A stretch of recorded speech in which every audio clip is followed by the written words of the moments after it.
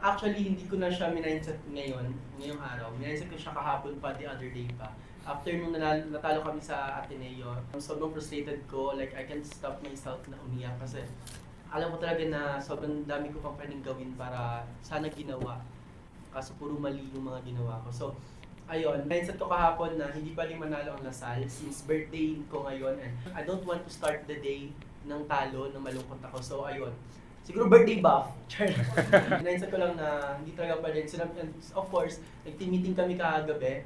Sinabay ko mga teammates ko, like, sabi ko, kung isa tayo maglaro, sabi ko kung lahat tayo hindi pwedeng, masaya lang kami naglalaro, ano kami ng bagong celebration namin sa the court, natakbo kami ng takbo. So ayun, sinabihan ko sila na hindi talaga pwede matalo today. So ayun, with parang collective effort yung ng team nanalo kami.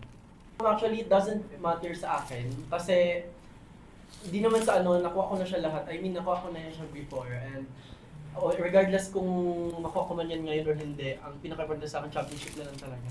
Yun na lang yung kumagapa-missing sa akin. Gusto ko talaga mag-champion. Sinabi ko na yan before, sinabi ko na yan sa mga teammates ko na kahit anong mangyari, tulungan lang kasi gusto ko talaga mag-champion. Nakuha na, nag-bronze na kami, nag-silver na kami 2 beses. Isa na lang, gold na lang talaga. And kukunin namin yan sana, hopefully.